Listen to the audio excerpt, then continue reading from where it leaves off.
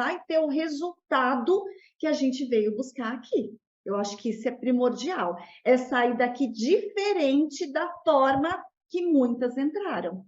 Senão a gente perde sentido. Então a gente precisa realmente fazer jus, honrar a nossa vida, honrar a nossa trajetória, honrar principalmente aquilo que nós recebemos como propósito.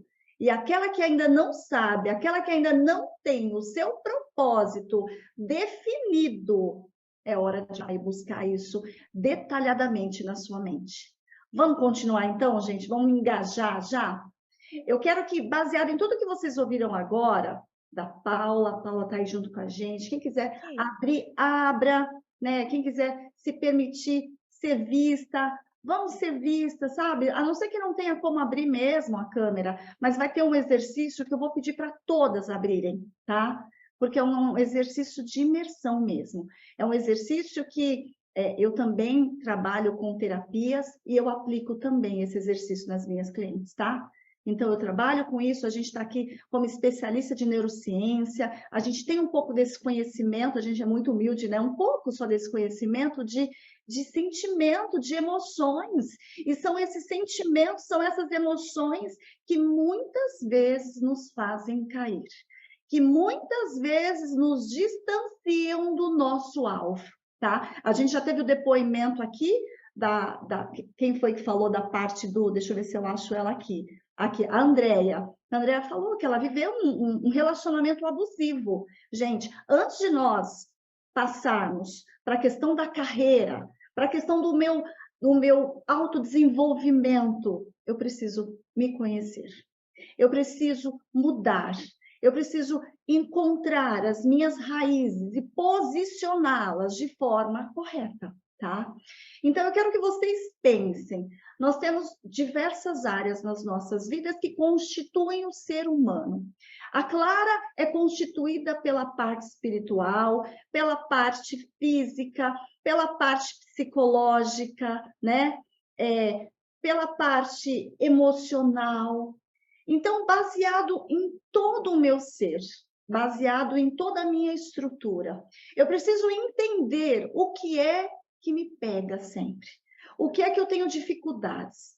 O que é que eu não consigo dominar como eu gostaria de dominar?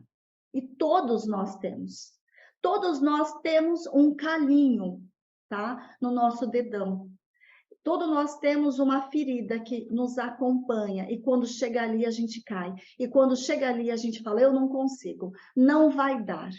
Eu queria que vocês pensassem, olhando para a vida de vocês, qual é a área que vocês percebem que ainda tem um déficit, uma deficiência, que vocês têm dificuldade, mas que vocês não sabem ainda o motivo que vocês enfrentam essa dificuldade. Tem umas que já sabem, mas que vocês têm essa dificuldade e não conseguem avançar. Não precisa me dizer. No final, quem sentir, quiser fazer a troca, fique à vontade.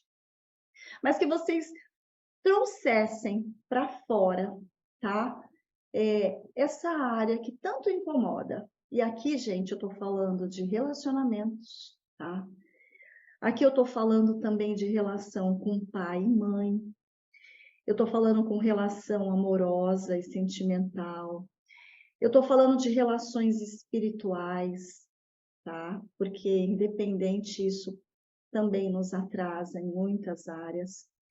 Eu estou falando na nossa relação conosco, com o nosso emprego, com o nosso trabalho, com aquilo que nós acreditamos, as nossas potencialidades. Então, eu queria que você trouxesse tudo isso para fora. E quando você começa a pensar nessas áreas que você sabe que tem deficiência, qual é a sua atitude no dia a dia diante dessas circunstâncias? Você é uma pessoa que age mais pela emoção ou você é uma pessoa que age mais pela razão?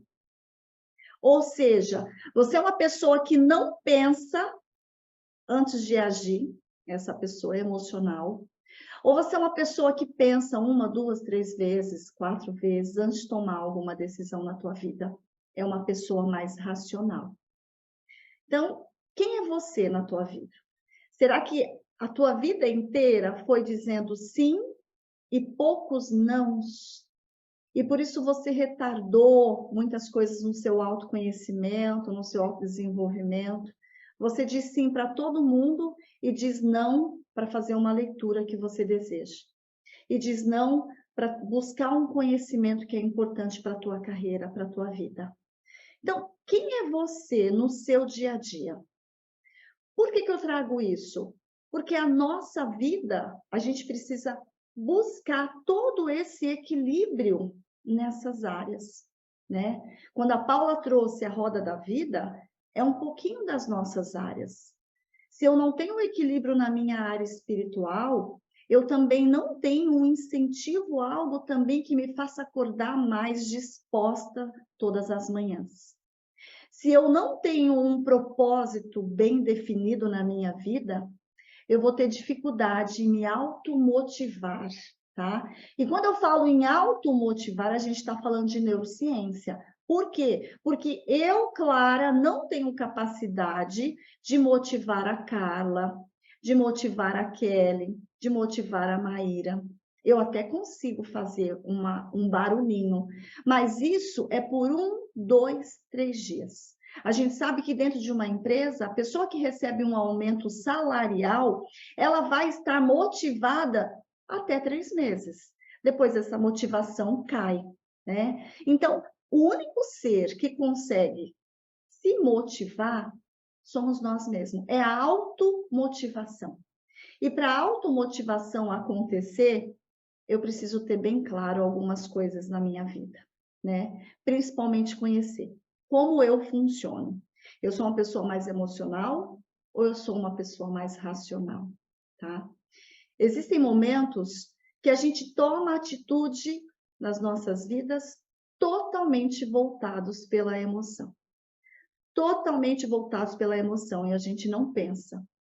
É quando a gente ouve, né? Quantas de nós não ouvimos os nossos pais?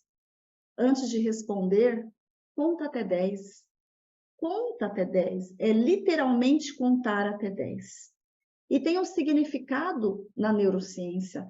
Quando a gente conta até 10, a informação que chegou no nosso cérebro, ela passa para a amígdala. Nós temos uma amígdala no nosso cérebro.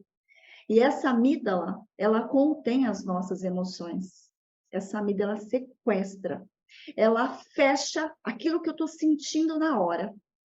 E se eu não esperar essa amígdala abrir, essa informação não vai para o meu sistema de raciocínio, que fica exatamente aqui na minha testa. Eu preciso contar até 10 antes de tomar as decisões na minha vida, para que eu não me permita sempre ser norteada pela minha amígdala, pela minha emoção, pela minha amígdala captando, né? Roubando, segurando, sequestrando as minhas emoções e me fazendo sempre tomar as piores decisões, sempre fazer as piores escolhas. Então, isso é um dos pontos que eu preciso que você leve para a vida. Eu preciso pensar antes de agir. Eu preciso entender se eu ajo mais pela emoção ou se eu ajo mais pela razão e equilibrar tudo isso. Segundo ponto que eu quero trazer para vocês, que isso vai mudar a vida de vocês. A Clara, ela nasceu num lar, em uma família, assim como a Josi, assim como a Lara, assim como a Viviane. O meu pai tinha um hábito, a minha mãe tinha outros hábitos. E os meus pais passaram para mim aquilo que eles sabiam, o conhecimento que eles tinham, a experiência que eles tinham, o jeito de amar que eles tinham, tá? E aí vocês vão se conectando, porque cada um nasceu em um lar diferente. Cada um nasceu em uma história diferente.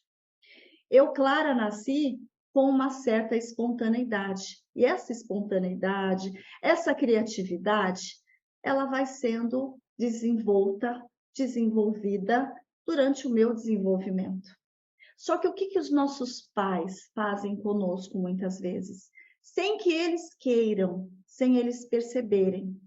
Eles acabam transformando e muitas vezes deturpando essa nossa personalidade que nós viemos ao mundo para exercer. Os nossos pais acabam influenciando, né? Toda essa parte de criação, toda essa parte de empreender, toda essa parte de espontaneidade. E conforme a gente vai crescendo, a gente vai perdendo, às vezes, muitas vezes, as nossas referências, tá? Se eu tive uma mãe que não me deu carinho, ou se em algum momento eu me senti abandonada por essa mãe, você pode ter certeza que isso eu vou acabar transmitindo para os meus filhos. Por quê? Porque de alguma forma eu vou carregar no meu subconsciente, porque às vezes eu não percebo, mas o meu subconsciente, que é responsável por 95% de quem eu sou, desde que eu estava na barriga da minha mãe até hoje, 95% de tudo que eu aprendi subjetivamente, ele armazena tudo isso. E eu vou aprender a me comportar de acordo com aquilo que está no meu subconsciente, tá?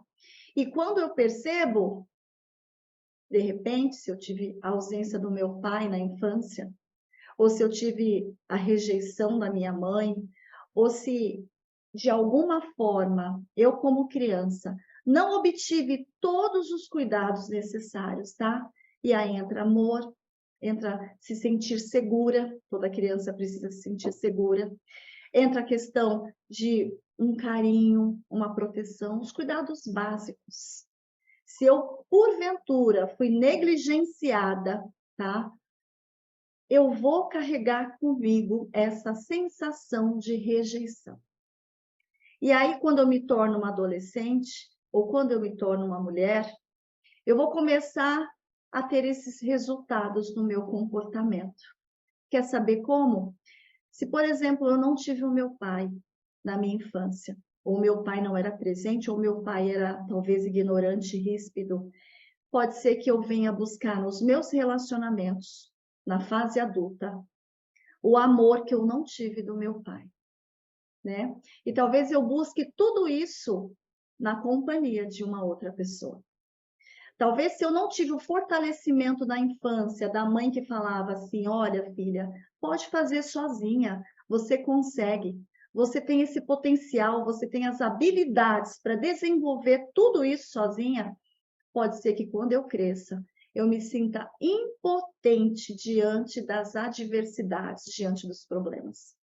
Aí a gente fala muito dessa questão da síndrome do impostor, da impostora, né? Assim, mas tudo isso, ele começou, originou em algum momento da nossa história, tá? E aí você se depara com profissionais que são altamente capacitados, altamente preparados, mas as suas emoções podam. As suas emoções fazem ele se sentir, talvez, o medo. Por quê? Porque o gatilho emocional foi acionado.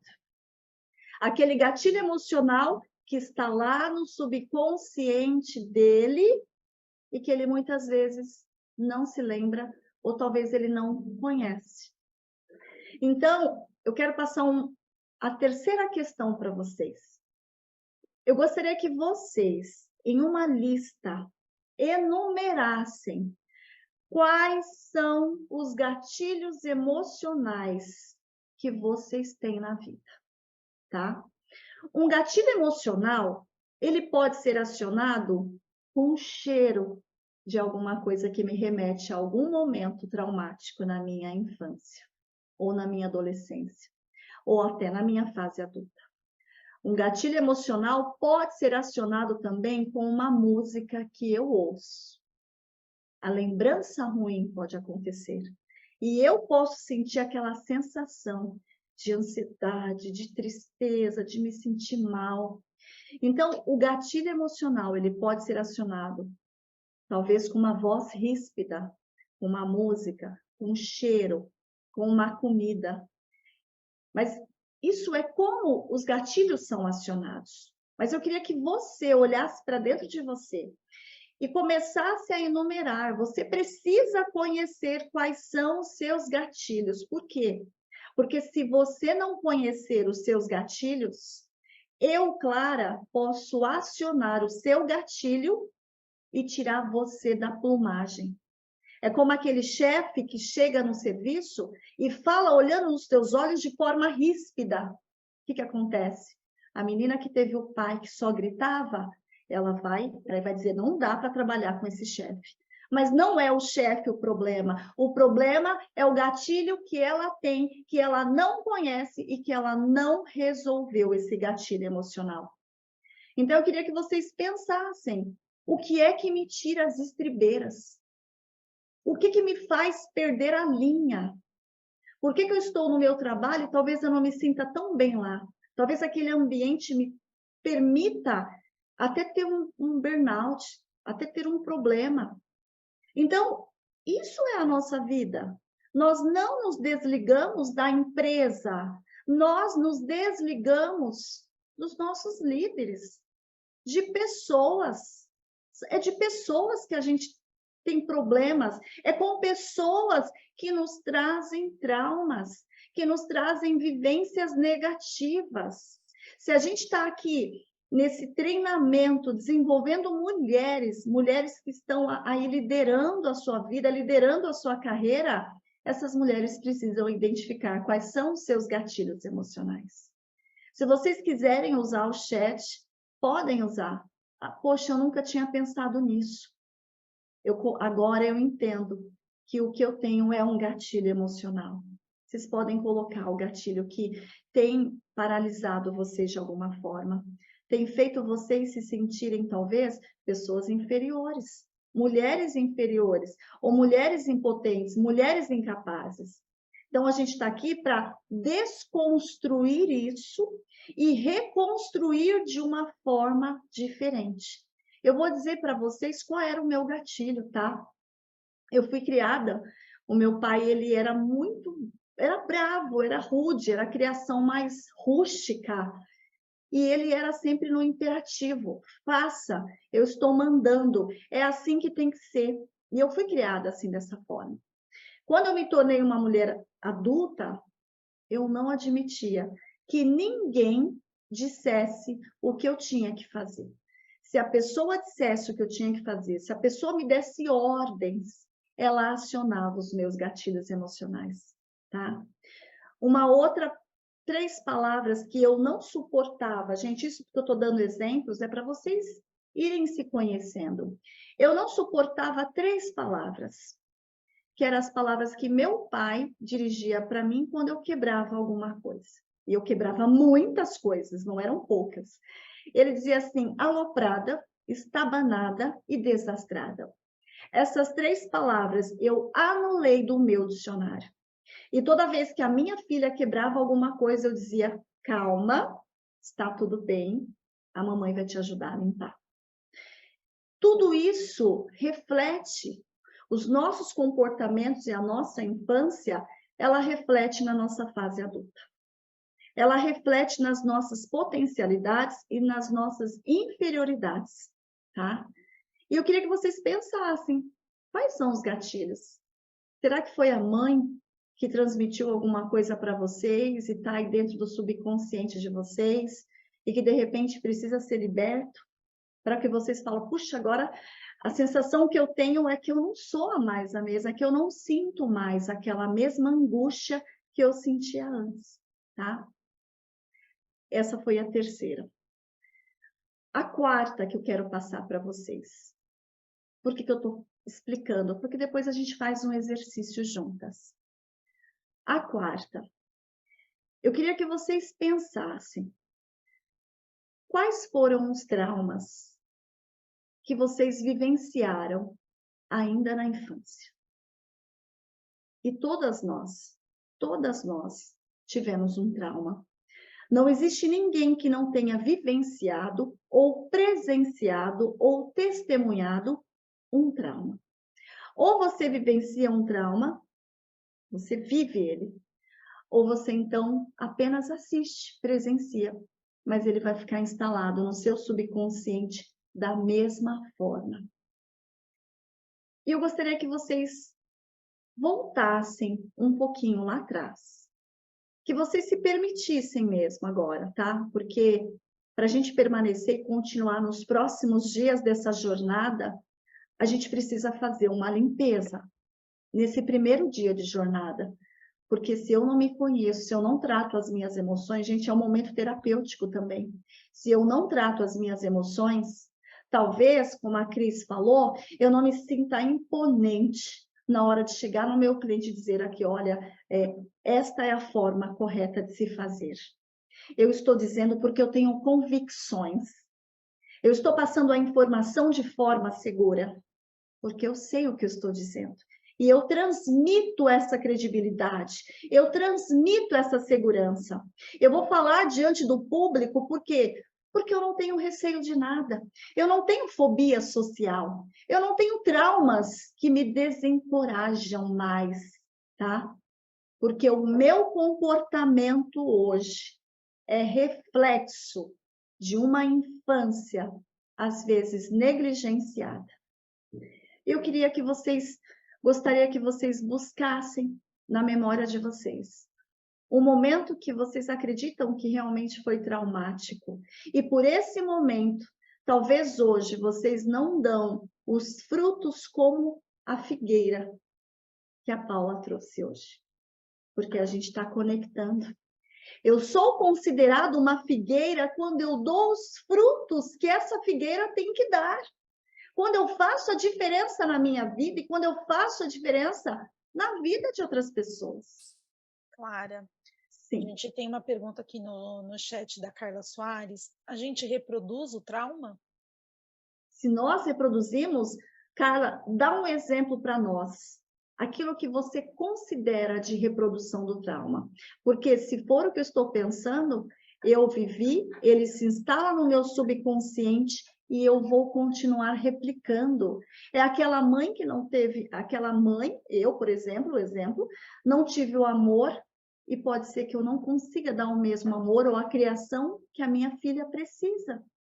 Carla, como seria essa reprodução? Talvez você queira contar alguma situação e a gente mergulha um pouco mais. Fica à vontade. Oi, gente, boa noite, tudo bem? Boa noite. Eu acho que tem um pouquinho dessa reprodução do que a gente recebe da nossa mãe, né? E é estranho, às vezes, você se dar conta e você tentar fazer o que você não recebeu, né? Você luta contra a maré, na realidade, né? Mas, assim, se a gente fizer um paralelo, por exemplo, de alguns chefes que eu tive, Tá. e a gente começar nessa parte de lideranças, será que a gente não faz esse mesmo fluxo? Eu vou te explicar de 3 formas, Carla. É muito boa a tua pergunta, tá? Veja se eu entendi. Vamos supor que você foi negligenciada na sua infância. E, de repente, você teve ali um cuidado dos teus pais, que não foram cuidados de afetividade, né? Eles foram no imperativo, talvez realmente uma criação, pessoas mais ignorantes, eu vou chamar assim. E aí, vamos supor que você se torna uma líder. E aí tem o risco de você exercer essa mesma autonomia, né, de forma errada, arrogante, com os teus liderados. Seria isso, Carla? Um pouco isso, mas eu iria além disso. Sim. A gente também não reproduz o que a gente recebe de um líder que a gente teve? Pode ser, é possível. Eu vou explicar 3 formas de reprodução que uma pessoa pode vivenciar.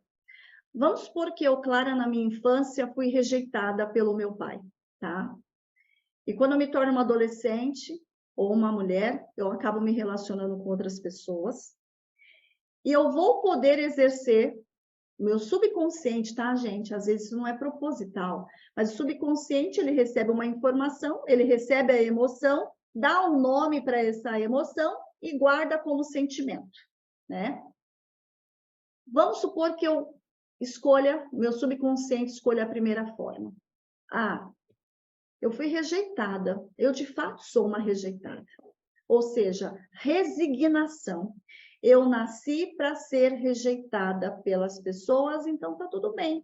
Eu admito que sempre vou ser uma rejeitada e acabo aceitando as migalhas das pessoas. E nós vemos pessoas em relacionamentos assim, que aceitam tudo, por quê? Porque não, o subconsciente não quer sentir aquela dor que está guardada e não quer que aquela dor venha se manifestar com um gatilho emocional. Então, ela aceita tudo para que o subconsciente não venha sentir novamente aquela dor.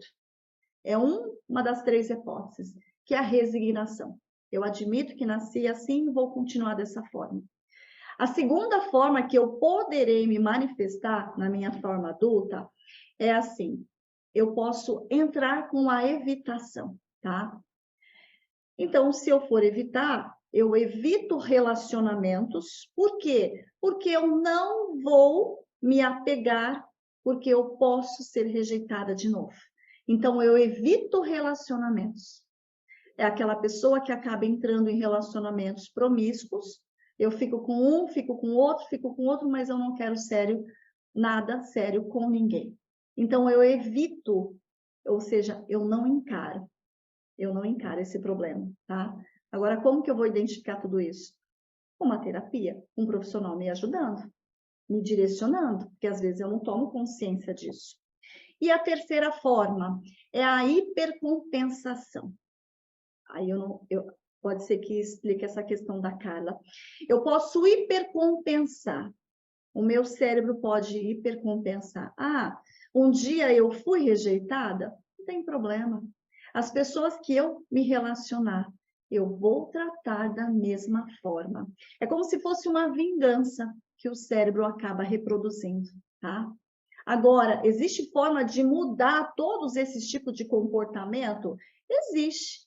Quando eu entro para um tratamento e faço uma desadaptação, eu conheço o meu problema e eu acabo me expondo a ele, para que eu tenha um equilíbrio e volte à normalidade, que é me relacionar com as pessoas de uma forma correta, tá? Então, essas 3 formas, Carla, eu posso reproduzir. Eu posso. Assim como eu poderei também, a Liliane está aqui também, a Liliane é psicóloga, eu poderei reproduzir da mesma forma em momentos distintos na minha trajetória. Veja como o nosso cérebro é, tá? Agora, tem pessoas que agem desta forma, mas não têm noção. Não sabem que é um trauma vivenciado lá na infância. E por isso, carregam esse trauma para o resto da vida sem pedir socorro, sem pedir ajuda. Liliane, fica à vontade para complementar. Eu ia falar, né, que aí a gente entra no ciclo da autossabotagem, né? Que a gente repete os mesmos comportamentos e nem entende às vezes o porquê.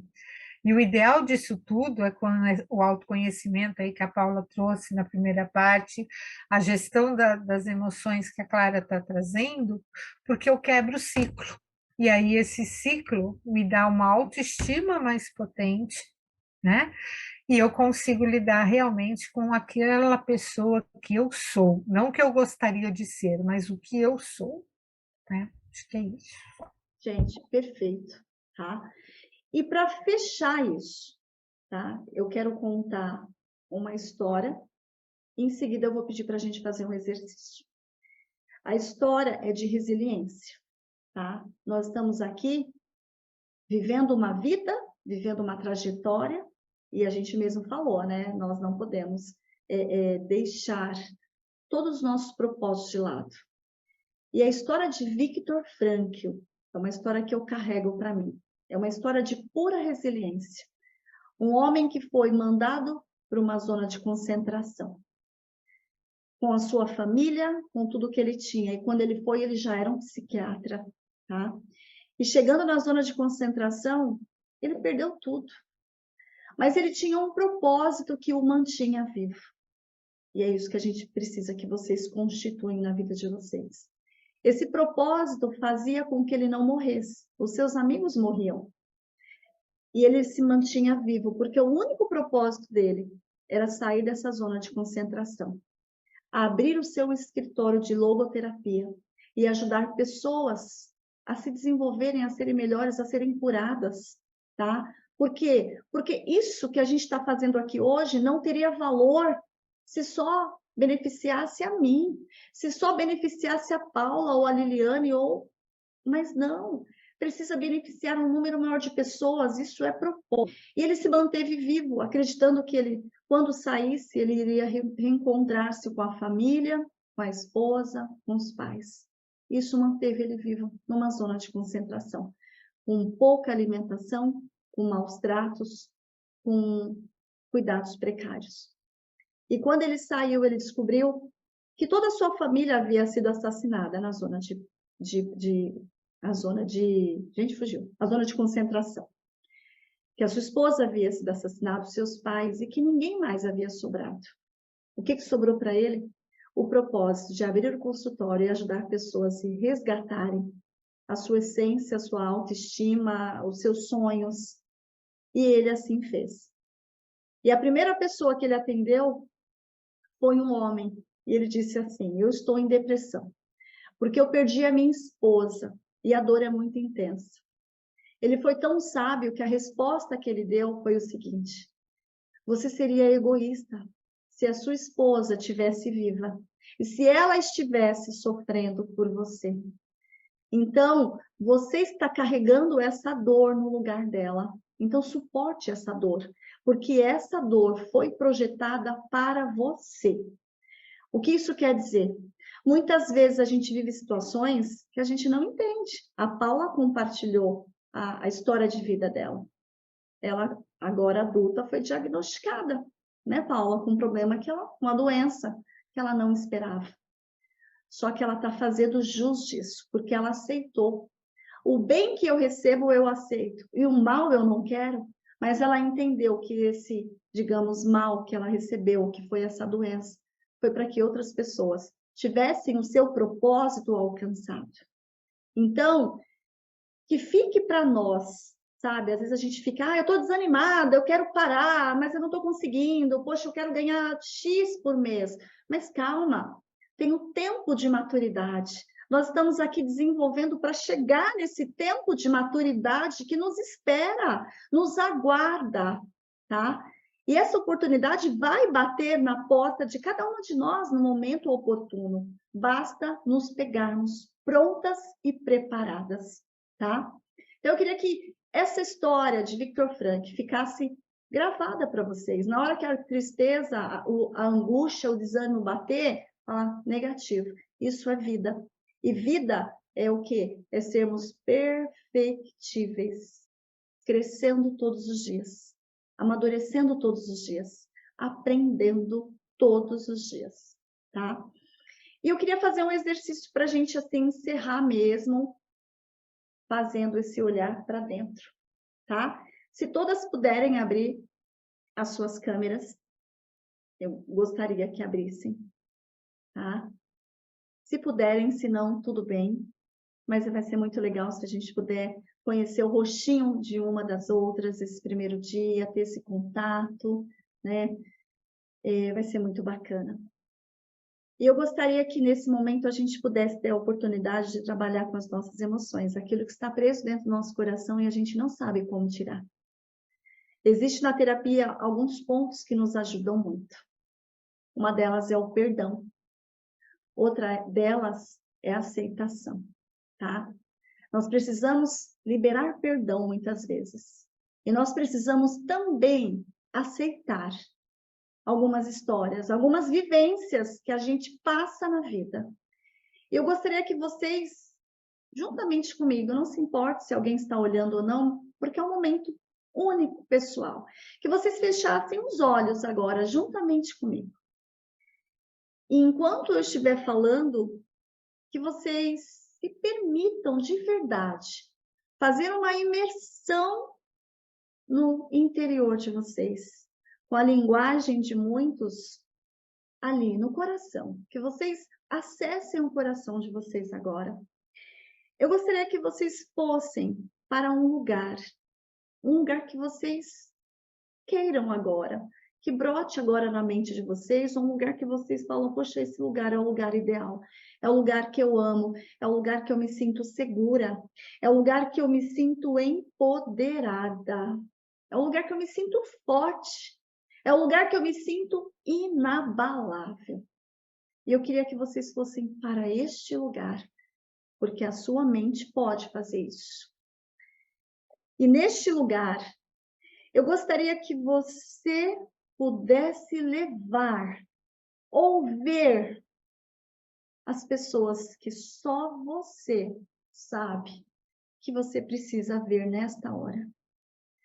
Pode ser pessoas que estão aqui, pode ser pessoas que não mais estão aqui, mas que você precisa ver essa pessoa, que você precisa talvez dar um abraço nessa pessoa, que você precisa talvez simplesmente olhar nos olhos desta pessoa, talvez dizer apenas muito obrigada, talvez pedir perdão, talvez dizer algo que você nunca teve coragem de dizer, mas que se você fizer hoje vai ser libertador para a sua alma.